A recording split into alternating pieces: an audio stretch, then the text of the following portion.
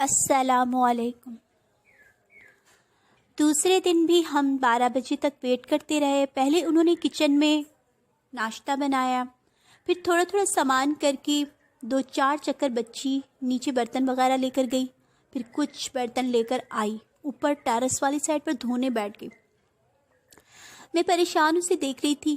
میں سمجھی ہو سکتا ہے اب یہ کچن خالی کر رہے ہیں اس لیے، مگر شام میں بھی بچی اوپر آ کر اسکول یونیفارم دھونے لگی۔ اگلے دن میں نے ان کو پھر بلایا کہ ہمیں 2 دن ہو گئے ہیں، لگتا ہے آپ نے کام کروانا نہیں ہے اور نہ ہی کچن خالی کرنا ہے، ہمیں سخت پریشانی ہو رہی ہے۔ ٹھنڈ کی وجہ سے ہم سو نہیں پا رہے ہیں، ہاتھ کی تکلیف بھی بڑھ رہی ہے۔ انہوں نے روشن دان پر گتا لگوا کر کور کر دیا کہ سائز لے لیا ہے، 1-2 دن میں کھڑکی لگوا دیں گے، اور دروازے پر لاک لگا دیا۔ واش روم کے نئے دروازے کا بھی سائز لے کر چلے گئے۔ کچن کا انہوں نے کہا کہ دیکھیں ہم نے کچن کی بات نہیں کی تھی، کچن کمبائن یوز کریں گے، آپ ہی یوز کر لیں اور ہم بھی۔ میں نے کہا کہ آپ کی بڑی بیٹی سے بھی ساری بات کر کے گئے تھے اور آپ سے بھی اوپر کے پورشن کی بات ہوئی تھی کہ ہمیں پورشن سیپریٹ چاہیے اور روم ایک ہی یوز کریں گے۔ کچن کا آپ نے بالکل نہیں بتایا کہ آپ ہی یوز کریں گے، بلکہ آپ نے کہا تھا کہ سامان ہٹا لیں گے۔ پھر وہ آئیں بائیں شائیں کرنے لگیں کہ دیکھیں نیچے بھی اتنا سامان ہے، بہت مشکل ہوگی، کیا کیا لے کر جائیں۔ پہلے بھی جو رہ رہی تھیں ہم مل کر لیتے تھے، اس کے تو بڑے بڑے بچے تھے، آپ تو 2 ماں بیٹا ہیں، آپ کو کوئی مسئلہ نہیں ہوگا۔ میں نے معذرت کر لی، دیکھیں ہر ایک کا اپنا یوز ہوتا ہے، ایک فیملی ہو تو اور بات ہے، ابھی نہ میں آپ کو جانتی ہوں نہ آپ مجھے، ویسے بھی کئی باتوں سے میری طبیعت الجھتی ہے، ہو سکتا ہے جو میں کروں آپ کو بھی اچھا نہ لگے۔ نہیں باجی ہمیں کوئی مسئلہ نہیں، آپ میری بہن کی طرح ہیں۔ پھر نہ جانے کیا کچھ، میں نے بات ختم کی کہ ٹھیک ہے آپ کچن رکھنا چاہتی ہیں رکھ لیں، چونکہ میں سامان لے آئی ہوں تو اب مجھے ہی فیس کرنا پڑے گا، ہم ٹیرس والا حصہ یوز کر لیں گے اس سلسلے میں، پر میں کمبائن یوز نہیں کروں گی۔ تھوڑی دیر بعد پھر بچی برتن دھونے ادھر جانے لگی تو میں نے کہا کہ آپ کئی دفعہ کہہ چکی ہیں کہ ادھر کوئی نہیں آتا، پھر کچن میں سنک موجود ہے تو بچے ادھر برتن کپڑے کیوں دھوتے ہیں؟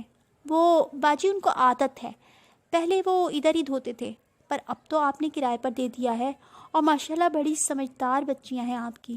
کہنے لگی ہاں جی میں سمجھا دوں گی انہیں۔ یہ بات کرنے کے لیے بھی ہم نے 3 دن لگا دیے، جب عاجز آ گئے کہ ان کی ہر بات میں کوئی مسئلہ نہیں، اوپر کوئی نہیں آتا، جبکہ صبح ہوتے ہی آمد و رفت شروع ہو جاتی۔ بچے سب سے اوپر کی چھت پر کھیلنے کے لیے یا بیٹھنے کے لیے جاتے تھے اور ہر تھوڑی دیر بعد آنا جانا، اوبیسلی گزر کر لاؤنج سے ہی جانا ہے۔ پھر وہ خاتون اگر کچن میں آتی ہیں تب، اگر اوپر جا رہی ہیں تب، دن میں 5 دفعہ انہوں نے آنا اور باتیں کرنے کھڑے ہو جانا۔ آپ یہاں سے دوا لے لیے گا، بڑا اچھا حکیم ہے، میں بتاؤں گی، آپ یہ کام بتاؤں گی آپ کر لینا، یا نوکری کسی سے کہہ کر لگوا دوں گی وغیرہ وغیرہ۔ بھابھی سے ان کی ملاقات شاید رنگ لا رہی تھی۔ پہلے جو رہتی تھیں ہم ساتھ ہی جاتے تھے، سامان لیتے تھے ساتھ، اس کے تو بچے سوتے ہی ہمارے گھر تھے، یا باجی آپ کے اگلے پچھلے وغیرہ وغیرہ، ہر دفعہ اس کا ٹاپک نیا ہوتا۔ 2 دن میں اخلاق نبھاتی رہی، سافٹ جواب دیتی رہی، ہم دونوں ہی پریشان تھے، یہ ہو کیا رہا ہے۔ وہ دروازہ پکڑ کے کھڑی ہوتی اور کھڑے کھڑے ہی گھنٹوں باتیں کرتی جاتی۔ توبہ ہے، یہاں مینرز کسی میں بھی نہیں ہے۔ درد کے مارے کبھی جواب دینے کی ہمت ہوتی، کبھی نہیں، بعض اوقات مجھے شدید کوفت ہو رہی ہوتی۔ مزے کی بات، جب انہوں نے کہا تھا کہ یہ اسٹور کا سامان ہے، میں نے پوچھا بھی کہ روٹین کی ضرورت کا تو نہیں، یعنی بار بار تو آپ کو لینا نہیں ہوگا؟ تو کہنے لگی نہیں بس کبھی کبھی کوئی چیز لینے یا رکھنی ہوتی ہے تو۔ میں نے سوچا تھا خیر ہے، کبھی کبھی تو چل جاتا ہے، مگر صبح صبح بچے یونیفارم وہاں سے اٹھا کر تیار ہوتے اور وہیں واپس آ کر رکھتے، کبھی استری لینے آ رہے ہیں، کبھی شوز رکھنے۔ نیکسٹ بھابھی آئی ہیں اور ان کے سامنے بھی جب اس طرح آنا جانا ہوا تو وہ کہنے لگیں کہ کچن اس نے لے لیا، کمرے سے گزرنے کا راستہ ہے، لاؤنج سے بھی گزرگاہ ہے، تو پھر کرائے پر دیا کیا ہے؟ بات تو ان کی ٹھیک تھی، میں خود یہ سب رنگ ڈھنگ دیکھ کر پریشان تھی۔ پہلے بتایا کچھ اور نکل کچھ رہے ہیں، لیکن یہ میرے ساتھ پہلی دفعہ نہیں تھا. میں نے 18 سالوں میں ایسے بہت بھگتا ہے. ہاں البتہ اب تھوڑا کم اتفاق ایسا ہوتا ہے. پر ان خاتون نے تو حد ہی کر دی، ہر بات میں ہی اپوزٹ چل رہی تھیں. انداز بھی خالص گاؤں کی خواتین کا تھا. اگر میں ان کو پہلے دیکھتی تو کبھی گھر فائنل نہ کرتی. میں نے بیٹی سے بات کی تھی، وہ کافی سلجھی ہوئی اور صاف گفتگو کر رہی تھی. میں نے سوچا باقی فیملی بھی ایسی ہی ہوگی. میاں سے بات کی، وہ بھی ٹھیک لگ رہا تھا، مگر بیگم نہ جانے کس دیہات سے اٹھا لائے تھے. اور وہ خاتون یہی چاہ رہی تھی کہ جیسے گاؤں کے انداز ہوتے ہیں، ایک دوسرے پر ہر وقت سوار رہنا، کوئی کھانا کھا رہا ہے، کوئی سو رہا ہے، آرام کر رہا ہے، گھسے رہو ایک دوسرے کے گھروں میں، سامنے ہی لیٹ بیٹھ جاؤ، ان کے بچے آپ کے بستروں میں اور آپ کے ان کے بستروں میں گھسے رہیں، اور دروازے کھڑکیاں کھولے خواتین بنا دوپٹے کام کرتی جائیں، اور دونوں فیملی کے لوگ چاہے مرد حضرات بھی ہوں آنا جانا بیچ میں لگا رہے. یہ سسٹم وہ چاہ رہی تھیں. آہستہ آہستہ ایسا بنا لیں گے. حسب عادت منع کرنے کے باوجود بھابھی ان سے بات کر کے ضرور گئیں، اور بعد میں بھی مجھ سے فون پہ کہا کہ ان کو کہو ہمارے پیسے واپس کر دیں اگر نہیں لگوانا. نیکسٹ ڈے میں نے بھی ان سے کلیئر پوچھا کہ اب تو کتنے دن ہو گئے، دیکھیں میری تکلیف میں بھی اضافہ ہو رہا ہے اور ہم نے بھی 100 کام کے لیے نکلنا ہوتا ہے. میں بیمار رہوں گی، سردی کے مارے تو میں کام کیسے دیکھ پاؤں گی، میرے کام کون کرے گا. پرائیویسی آپ کے گھر میں نہیں ہے، نہ ہم رات کو سوئیں نہ دن میں آرام کر سکیں. آپ اندر آ کر پوچھ رہی ہوتی ہیں آ جا ماں. سارا دن اسٹور میں بچوں کو کئی کام پڑتے ہیں، آنا جانا لگا رہتا ہے. میں نے اس لیے لیا تھا کہ جلدی خود کو ٹھیک کر کے کام کاج کے قابل ہو سکوں. ایسے ماحول کا گھر تو کسی سلام دعا والے کا بھی مل سکتا ہے. رہ کر وقت نکالیں، اگر خالی وقت ہی نکالنا ہو تو اس کے لیے کرائے پر لینے کی کیا ضرورت ہے. آپ کے لیے مشکل ہے تو ہم سامان اٹھانے کی تکلیف کر لیتے ہیں، آپ پیسے واپس کر دیں. کہنے لگیں پیسے تو واپس نہیں ہوں گے باجی، 10,000 آپ اور دیں تو ہی دروازہ اور کھڑکی پر شیشہ لگے گا. دروازے بھی آج کل اتنے مہنگے آتے ہیں. میں نے کہا لیکن وہ آپ کے گھر میں لگ رہے ہیں، ہم نے تو کچھ ٹائم بعد چلے جانا ہے. وہ یہیں لگے رہیں گے، آپ نے دوسرے کرایہ دار بھی تو رکھنے ہیں، ہم دروازے اپنے ساتھ تو نہیں لے جائیں گے. ہاں جو کرایہ بنتا ہے وہ ہم ضرور دیں گے، بلکہ آپ نے ایڈوانس کی بات کی اس لیے ایڈوانس بھی دیا. تو پھر باجی تھوڑا انتظار کر لو، میرے ہاتھ میں پیسے نہیں. لیکن یہ غلط بات ہے، آپ کو پہلے بتا دینا چاہیے تھا. اتنے پیسے ہوں گے تو ہی آپ لوگ کام کروا کر دیں گے. باجی میاں میرا بعد میں معلوم کر کے آیا ہے نا، اب زیادہ لگ رہے ہیں لیکن میرے پاس بھی نہیں ہے. یہ بھی بڑی مشکل سے ہم نے ارینج کیے تھے. میری کراچی میں خالہ سے بات ہوئی تھی، وہ ہمیں لے کر فکر مند تھی. انہوں نے ڈانٹ کر کہا تھا کہ لازمی گھر لو تاکہ تمہارا کچن بھی سٹارٹ ہو، ایسے تو تم لوگ ختم ہو جاؤ گے. کھانا بناؤ، خود بھی کھاؤ اور بچے کو بھی کھلاؤ. مجھے پتا تم پیسوں کی وجہ سے تکلیف بڑھاتی جا رہی ہو، میں تمہیں کسی طرح کر کے بھیجتی ہوں. خالہ کی مہربانی سے میں نے کرایہ وغیرہ کا انتظام کیا تھا، وہ بھی انہوں نے اپنی مرضی سے بھیجے تھے، اصرار کر کے، ہماری حالتوں کا سوچ سوچ کر. میں اس وقت 0 پر تھی، یعنی جب اسما کے ماموں کے گھر سے چلے تھے تو خالی ہو چکے تھے. میں نے ان پیسوں کو ڈائری میں لکھ لیا تھا تاکہ خالہ کے پیسوں میں ایڈ ہو جائیں، اور بیٹے کو بتاتی جاتی تھی کہ اتنے پیسوں کی واپسی ہم پر فرض ہے، اگر میں نہ رہوں تو تمہاری ذمہ داری ہے. خیر میں نے ان سے کہا تو وہ کہنے لگیں کہ آپ کا بھائی ہے، اس سے کہیں، امی سے کہیں. باجی اتنا بھی نہیں کر سکتے وہ لوگ آپ کے لیے. بس یہیں آ کر میرا خون کھول اٹھتا تھا. لوگ ایک حرف نہیں جانتے اور زخموں پر نمک چھڑکنے کھڑے ہو جاتے ہیں. میں نے کہا دیکھیں میں اپنے دم پر ہوں، میرے ہاتھ میں جتنا تھا آپ کو دے دیا، ان کے پاس میں رہی نہیں ہوں، ابھی وقتی واسطہ پڑا ہے. وہ ہاتھ کی تکلیف کی وجہ سے ان کی مہربانی، انہوں نے سامان چھوڑ دیا یہاں میرا، ورنہ کہنے کا حق مجھے کسی نے نہیں دیا کہ اتنا حق مان حاصل ہو کہ آپ اپنی ضرورت یا تکلیفیں مانگ سکیں. کل تک آپ کام کروائیں ورنہ پیسے واپس کر دیں. وہ ٹکا سا جواب دے کر چلی گئی کہ نہیں جی ہن پیسے کوئی نہیں. میں نے نیچے جا کر اس کے میاں کو بلا کر بھی بات کی کہ دیکھیں غلط بات ہے، آپ دیکھ رہے ہیں میرے ہاتھ کی تکلیف ہے، اوپر سے آپ کام نہیں کروا رہے, زیادہ پیسوں کی ڈیمانڈ کر رہے ہیں الٹا. اگر نہیں کروانا تو ہم خالی کر دیتے ہیں. اس نے بھی ٹیڑھا ہو کر جواب دیا کہ اور پیسے دیں گے تو کام ہوگا, اور پہلے جو دیے ہیں وہ واپس نہیں ہوں گے, ہم نے سب لگا دیے ہیں. جب زیادہ سختی سے بات کی تو کہنے لگا کہ پیسے واپس لینے تو اسی وقت پہ سامان اٹھاؤ. میں نے کہا ٹھیک ہے. گلی کے کارنر پر ہی ایک اور مکان تھا, مگر ہم نے اس لیے نہیں لیا تھا کہ اس کے دوسرے حصے میں بیچلرز رہتے تھے. حالانکہ مالی مکان نے بہت زور دیا تھا کہ میں وائٹ واش وغیرہ کروا کر آپ کے مطابق کر کے ہی دوں گا, مگر انٹرس ایک تھی چونکہ, اور گیٹ 24 گھنٹے کھلا ہی رہتا تھا. مجھے بیچلرز والی بات پسند نہیں آئی تھی, اس لیے میں نے منع کر دیا. اب جا کے میں نے اس سے کہا کہ آپ اس وقت سامان رکھنے کے لیے کمرہ دے دیں جب تک میں مکان ڈھونڈ لوں. 2-3 دن میں اٹھا لوں گی, جو کرایہ بنے گا آپ لے لیے گا, لیکن فوراً رکھنا ہے. وہ ایگری ہو گیا. اسی دوران ایک بھابھی کا فون آ گیا. ہم نے کہا کہ ہم سامان باندھ رہے ہیں, اس لیے ہم زیادہ لمبی بات نہیں کر سکتے. پوچھنے لگی کیوں, ابھی تو شفٹ ہو گئی ہو. میں نے شارٹ میں بتایا تو کہنے لگی کیسے پیسے واپس نہیں کریں گی, میں خود آ کر بات کرتی ہوں. میں نے منع کیا کہ رات کا وقت ہو رہا ہے, مت آئیے گا, ہم نے تو سالوں یہ سب بھگتا ہے, آگے بھی دیکھ لیں گے.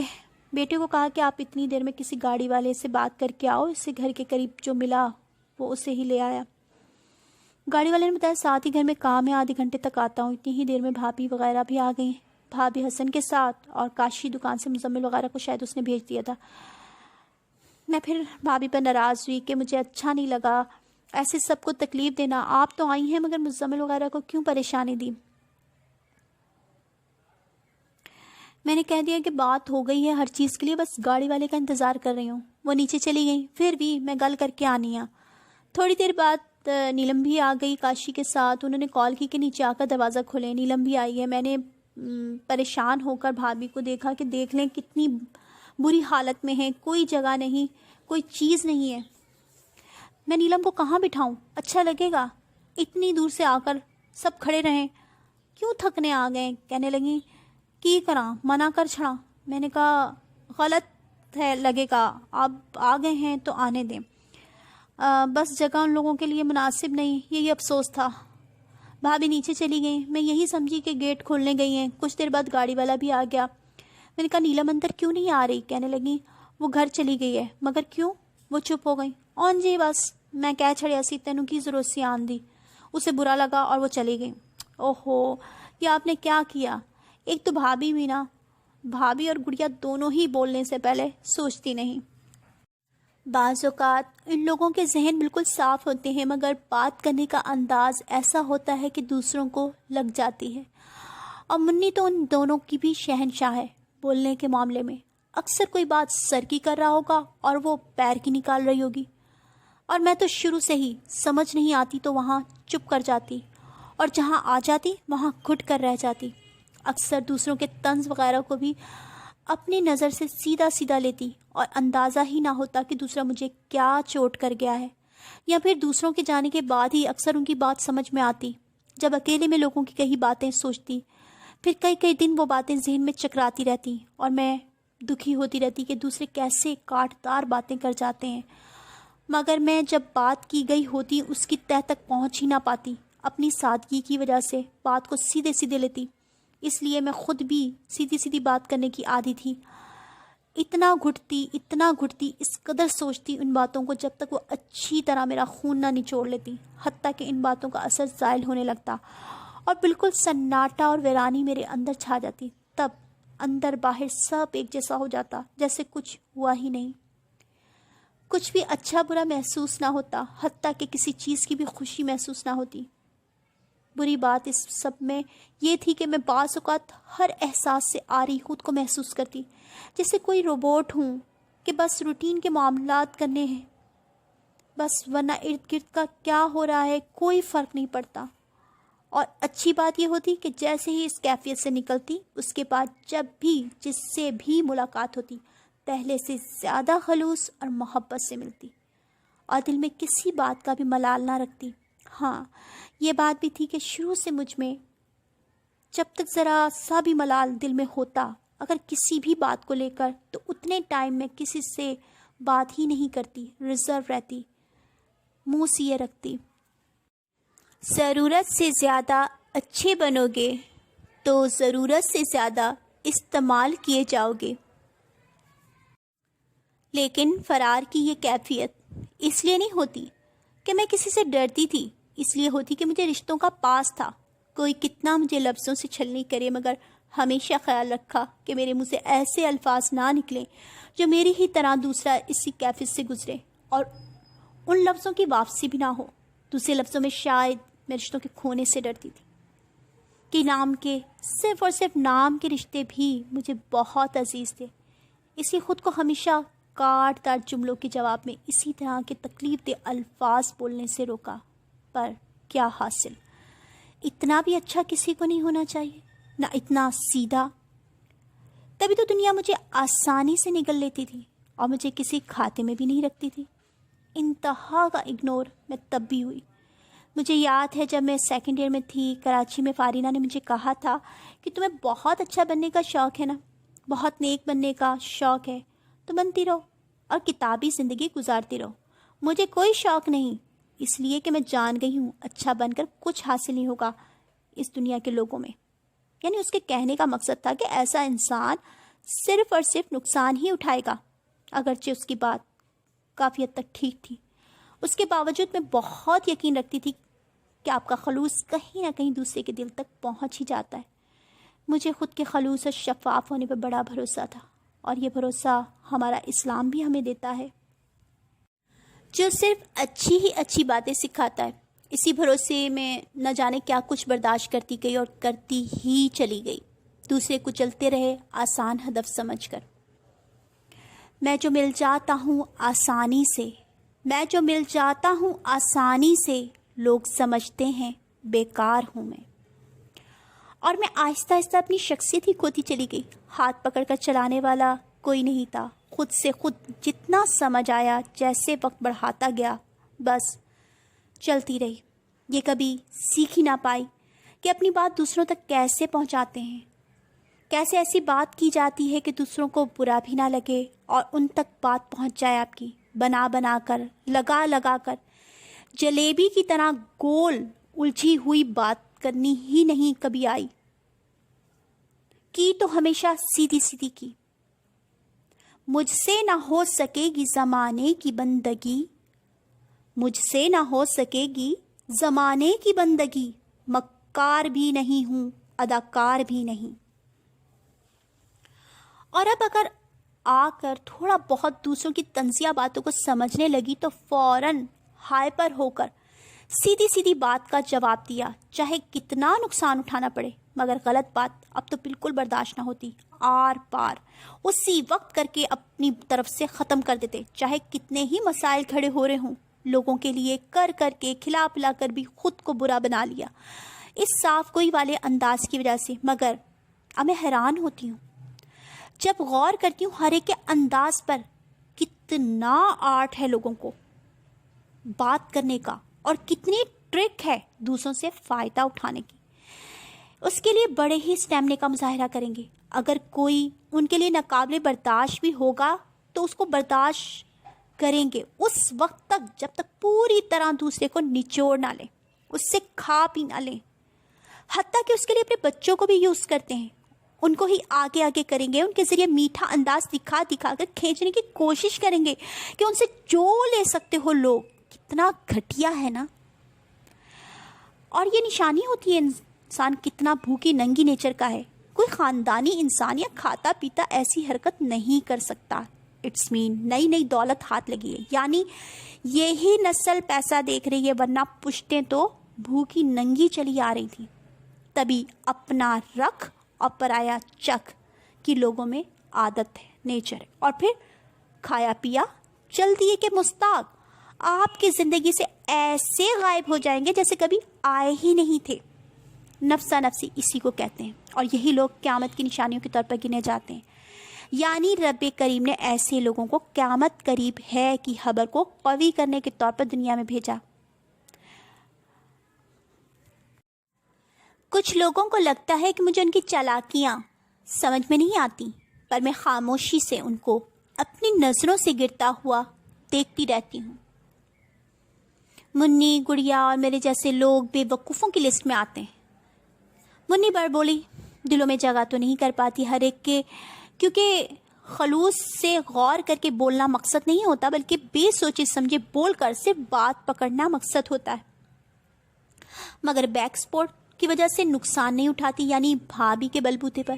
اس جیسے بندے کو پوری لائف میں کسی نہ کسی کی سپورٹ کی ضرورت رہے گی، ادروائز چل چلاؤ والا کام گڑیا جیسے اکثر منہ پھٹ ہی سمجھا جاتا ہے، جس میں کئی جگہ وہ صاف گوئی کا مظاہرہ کر جاتی ہے، یعنی ایک طرح کھرے بندے کی ایک قسم ہی کہا جائے گا، مگر غلط وہاں ہو جاتا ہے جب یکساں ایک ہی چھڑی سے وہ سب کو ہانک دیتی ہے، یعنی بعض اوقات کسی کا اتنا قصور نہیں بن رہا ہوتا جتنا روڈ وہ اس کے ساتھ پیش آ جاتی ہے، وہاں ڈیپتھ تک وہ پہنچ ہی نہیں پاتی۔ اس لیے جس کے دل میں اگر کبھی تھوڑا بہت محبت یا سینسیٹیوی ہوگی وہ بھی ختم کر بیٹھتی ہے، اور رہی مینا تو وہ نہ 3 میں نہ 13 میں۔ اول تو آسان ہدف کی وجہ سے اسے کسی کھاتے میں کبھی سمجھا ہی نہیں گیا، اور اگر کبھی سمجھ بھی لیا جاتا معمولی سا شاید، مگر ان 2 ہستیوں کی مہربانیوں کی وجہ سے بالکل 0 پر رکھا گیا۔ کیسے؟ جیسے جیسے ایک ساتھ آگے بڑھتی رہیں گی انشاءاللہ جان جائیں گے۔ البتہ میرے دل میں جو سب کے لیے خلوص تھا، اس کی جو دھجیاں اڑیں ان دونوں کی وجہ سے، اور میری زندگی بھر کی ریاست پر جو پانی پھرا اس کی تکلیف تو ناقابل بیاں ہے، کیونکہ بات کے شامل ہونے والے لوگوں نے مجھے ان دونوں کے ہی تناظر میں دیکھا اور صرف مطلب پورا کیا۔ قوس قزح کے رنگ تھے میرے خلوص میں، قوس قزح کے رنگ تھے میرے خلوص میں، احباب سارے رنگوں کے اندھے ملے مجھے۔ اچھا، ایک بات سمجھ نہیں آتی، لوگ اتنے چیپ انداز پر کیوں اتر آتے ہیں؟ جب انہیں کسی ایک چیز کا انکار کیا جاتا ہے وہ کسی دوسرے انداز میں فائدہ اٹھانے کی کوشش کریں گے، اور فوراً پھر برا بنا کر سائڈ پر ہونے کی کوشش کرتے ہیں، یا کسی معمول سے بات کے بہانے کی تلاش میں رہتے ہیں۔ شاید انہیں ڈر ہوتا ہے جو ان سے حاصل کیا گیا ہے کہیں وہ واپس نہ مانگ لیا جائے۔ بیوقوف لوگ میں ان سے واپس نہیں لیتی جن کے دلوں میں دوسروں کے لیے کرنے کا حوصلہ نہ ہو، جو اچھے خاصے کھاتے پیتے ہونے کے باوجود، پراپرٹیاں ہونے کے باوجود دوسروں سے لے کر بھرنے کے چکر میں لگے رہتے ہیں، مگر حوث ختم نہیں ہوتی، ہمیشہ دوسروں پر نظر رہتی ہے۔ ایسے موقع پر میں صرف مسکرا دیتی ہوں، اس لیے کہ میں جو دیتی ہوں مجھے 1 کے بدلے میں میرا رب کبھی نہ کبھی 5 پہنچا ہی دیتا ہے، اور جو میرے خلوص کے بدلے میں چیٹ کر کے صرف فائدے کے چکر میں رہتے ہیں ان سے 1 کے بدلے میں 10 نکلوا ہی لیتا ہے۔ اینی وے، یہ چند آنے والے رشتے جو کہ سرے سے مجھے جانتے ہی نہیں تھے، انہوں نے اپنی فطرت دکھائی۔ میرا واسطہ تو بہت ہی کم پڑا تھا یا پڑھنا تھا، یہ میں ڈے 1 سے جانتی تھی، مگر جن سے زیادہ رہنا تھا ان پر صرف افسوس ہی کر سکتی تھی کہ ایسے کو تیسے ٹکر چکے تھے۔ اوہو، بات کہاں سے کہاں چلی گئی، پر کوئی بات نہیں، اب تک تو آپ سب ہی اس کے عادی ہو چکے ہوں گے۔ میں ایسے ہی کبھی کبھی اپنے منہ کا ذائقہ چینج کرنے کے لیے ٹاپک سے ہٹ جاتی ہوں، ساتھ ساتھ دائیں بائیں کی باتوں کا بھی تڑکا لگا لیتی ہوں، تاکہ یہ باتیں لبے لباب کو سمجھنے میں مدد دیں۔